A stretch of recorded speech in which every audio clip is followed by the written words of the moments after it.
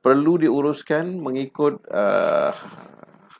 kategori dan juga nilai. Untuk harta alih dan tak alih bernilai bawah 2 juta, pemprosesannya perlu dilakukan di pejabat pusaka kecil, pejabat tanah. Untuk harta yang melebihi 2 juta alih dan tak alih, perlu diuruskan di Mahkamah Tinggi dan memerlukan 2 orang penjamin. Yang ketiga, untuk harta yang bawah daripada 600, harta alih saja, urusan pentadbiran perlu dibuat di amanah raya. Proses untuk pengagihan harta ni tidak semudah seperti apa yang kita sangka, dan dia akan melibatkan 2 perkara, iaitu masa dan juga kos ataupun ringgit Malaysia. Masa yang diperlukan untuk waris menguruskan dan juga kos yang perlu dibayar oleh waris untuk menyelesaikan ataupun menguruskan harta pusaka ni, yang perlu dibayar kepada lawyer contohnya, ataupun amanah raya contohnya, atau dan kos-kos lain.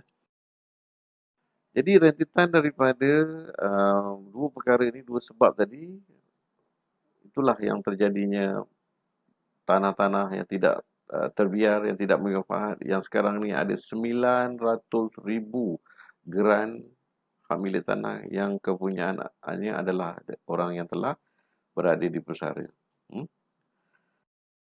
Dan kita tengok banyak isu-isu harta pusaka ni yang kita tengok di kerajaan-kerajaan akhbar, kan, yang berkisar tentang tuntutan harta pusaka yang tidak mendapat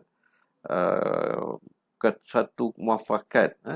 Satu muafakat. Antara sebab-sebabnya adalah susah mendapat muafakat. Dan nilainya harta-harta beku ni telah melebihi 70 bilion Malaysia, 70 bilion ringgit Malaysia yang telah beku, yang tidak diproses oleh waris-waris. Kenapa tidak diproses? Oleh sebab 2 tadilah. Kerana masa dan juga kos yang tidak mampu ditanggung oleh waris, dan tak ada siapa yang nak membayar kos ni. Jadi oleh sebab itu harta-harta tadi terbiar begitu, dan oleh sebab juga tidak ada kesedaran dari segi hukum, dari segi hukum tentang keperluan melaksanakan menguruskan perkara-perkara pengurusan harta pusaka.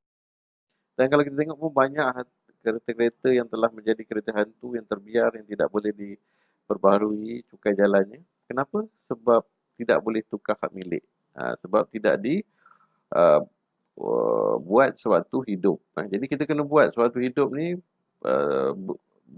hibahkan harta-harta kita ni kepada orang tertentu yang kita mahu, yang sewajarnya menjaga harta-harta kita ni.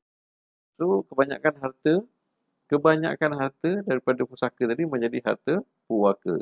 Jadi apakah usaha kita agar dapat membendung berterusan peningkatan